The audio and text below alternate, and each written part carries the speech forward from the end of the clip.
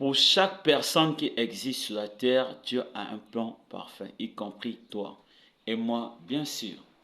Mon frère, ma soeur, Dieu, lorsqu'il nous a créés, il a pris le temps de s'asseoir pour réfléchir. Qu'est-ce que nous allons devenir? Que serons-nous et quelle sera notre mission? Chaque personne ici sur la terre.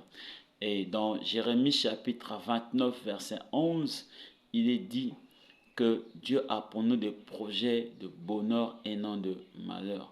Écoute-moi, dans le psaume 23, ici, que nous sommes en train d'étudier, nous découvrons le plan parfait de Dieu pour nous.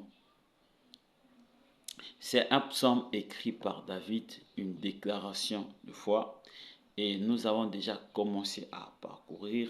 On a déjà dit beaucoup de choses. Aujourd'hui, je suis au 6e épisode. Je crois que ceci va te faire du bien. Il est dit ceci: l'Éternel est mon berger, je ne manquerai de rien. J'ai déjà expliqué le premier verset. Et aujourd'hui, nous sommes en train de poursuivre notre étude et on vient à partir du verset 2. Le verset 2, il est dit: il me fait reposer dans de verts pâturages. Il me dirige près des eaux paisibles. Voilà. Dieu me fait reposer dans de verts pâturages. Il me dirige près des eaux paisibles. Dieu te fait reposer dans de verts pâturages. Il te dirige vers des eaux paisibles, près des eaux paisibles.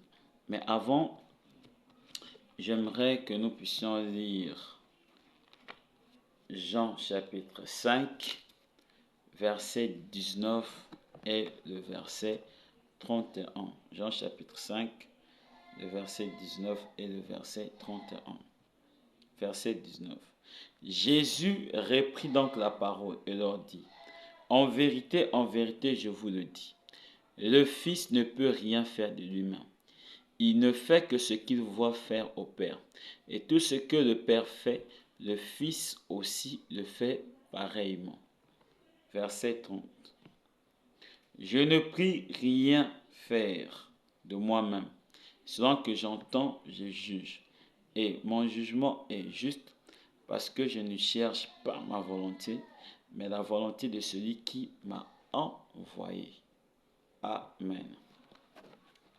Donc ici, on découvre clairement quel était le secret de la réussite de Jésus. Le secret de la réussite de Jésus, c'est qu'il ne faisait pas ce qu'il voulait. Il ne faisait que ce qu'il voyait Dieu faire. Il ne faisait que ce que Dieu lui montrait en vision. Il faisait que ce que Dieu lui demandait de faire. Tu vas lire la Bible de Genèse à Apocalypse.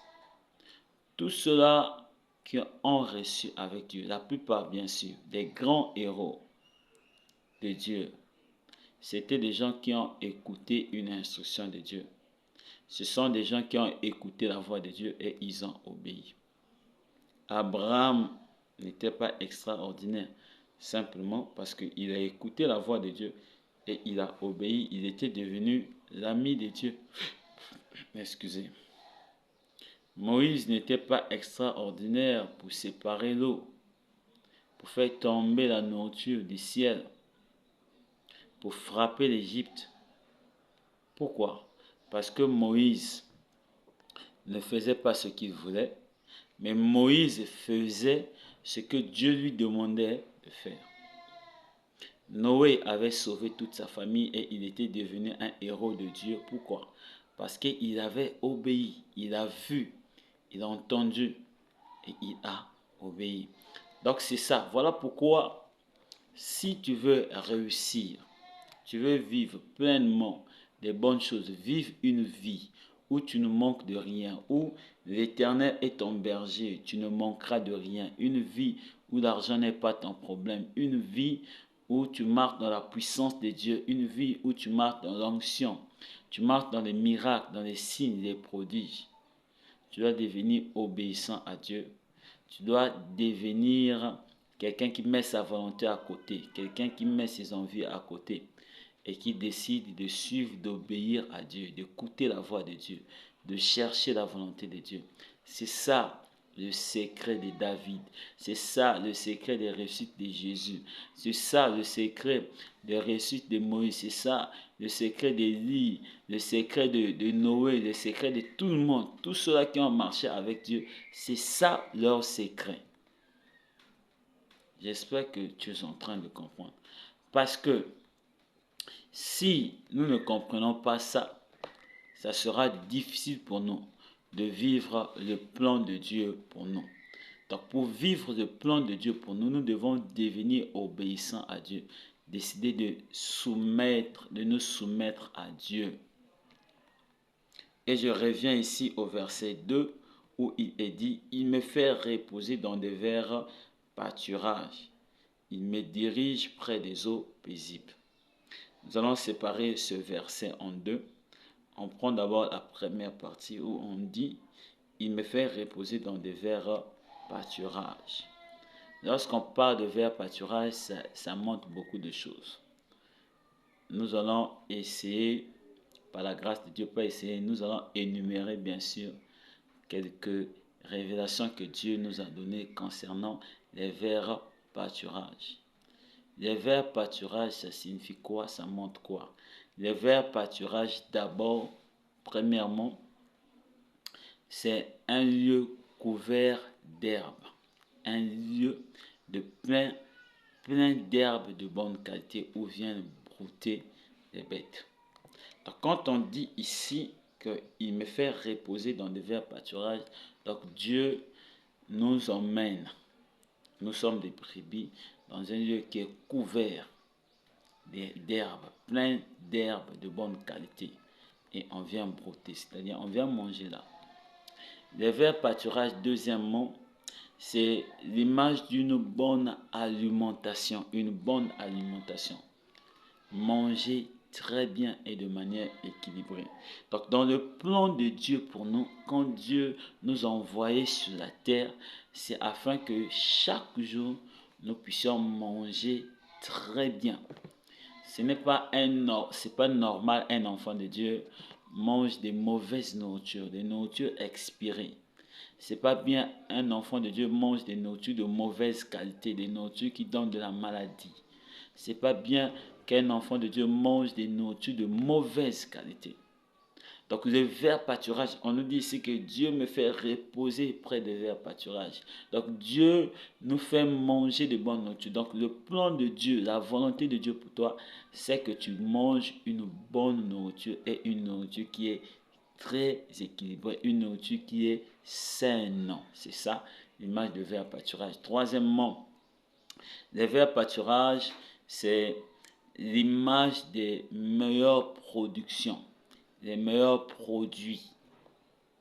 Donc Dieu, quand Dieu te voit, quand Dieu me voit, il voit les meilleures productions du pays. Dans Ésaïe chapitre 1, verset 19, il est écrit: si vous avez de la bonne volonté et si vous êtes docile, vous mangerez les meilleures productions du pays. Dans Jérémie chapitre 2, verset 7, il est écrit ceci. Découvrons ce merveilleux passage. Je vous ai fait venir dans un pays semblable à un verger, pour que vous en mangiez les fruits et les meilleures productions. Mais vous êtes venus et vous avez souillé mon pays et vous avez fait de mon héritage une abomination. Voilà. Donc, le plan de Dieu pour nous, c'est que nous puissions manger les meilleurs produits du pays, les meilleures productions du pays. La richesse dans un pays, c'est pour nous. Si tu as donné ta vie au Seigneur Jésus, mon frère, tu es devenu fils, tu es devenu fille de Dieu. Tu es devenu prince, princesse de Dieu. Tu es devenu roi, sacrificateur. Tu es devenu quelqu'un qui est assis au ciel avec Christ. C'est pour que tu puisses manger les meilleures productions du pays. Si dans ton pays il y a le pétrole, c'est ton pétrole. Si dans ton pays il y a le cobalt, c'est pour toi. Si dans ton pays il y a le diamant, c'est pour toi. Les meilleures choses qui existent dans ton pays, les richesses qu'il y a dans ton pays, cela t'appartient, c'est pour toi.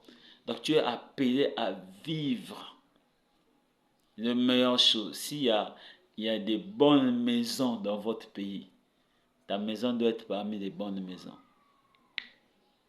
S'il y a des bonnes personnes dans ton pays, tu dois être parmi ces bonnes personnes. S'il y a des gens éclairés dans ton pays, des gens sages, intelligents, tu dois être parmi. Parce qu'on dit les meilleures productions du pays, les meilleures choses, les richesses du pays. Donc tu n'as pas à t'exclure dans le développement de ton pays. Tu n'as pas à t'exclure dans les biens qu'il y a dans ton pays. Quatrième chose, les verts pâturages nous montrent quoi? Les verts pâturages nous montrent cette nourriture intérieure, la nourriture de notre homme intérieur. N'oublie pas que l'homme a une partie physique et une partie intérieure qu'on ne voit pas. Dans la Bible, on nous explique que nous sommes trois parties. L'homme est d'abord esprit, ensuite âme, ensuite corps. Corps, c'est ce que nous voyons. Notre âme, c'est ce que nous appelons notre cœur, qui détermine notre personnalité, nos comportements, nos envies, notre volonté, notre façon de faire, notre pensée. Bref, notre âme, c'est notre personnalité. C'est le volant qui dirige notre vie.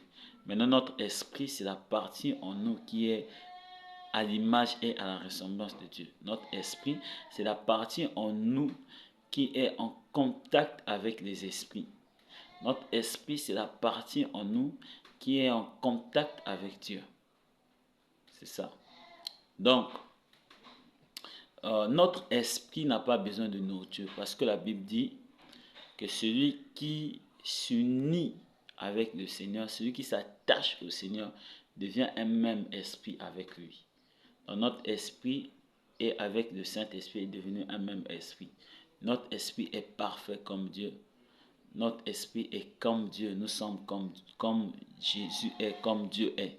Donc notre esprit n'a pas besoin de nourriture, n'a pas besoin de parole. Ce qui est en nous qui a besoin de la parole comme nourriture, c'est notre cœur, c'est notre âme. Ton âme, mon âme a besoin de la parole. Et on nous présente la parole comme une nourriture. Dans Matthieu 4,4, on dit que l'homme ne vivra pas de pain seulement, mais l'homme vivra aussi de la parole de Dieu. Voilà, donc les verts pâturages, c'est aussi l'image d'une bonne nourriture, de la nourriture de l'homme intérieur, de notre âme. Les verts pâturages représentent la parole de Dieu. Il y a encore beaucoup de choses à dire. Cette émission t'a fait du bien. Abonne-toi, mets un commentaire pour nous motiver. Partage parce qu'ensemble, nous voulons construire une grande communauté autour de la grâce de Dieu. Demeure béni.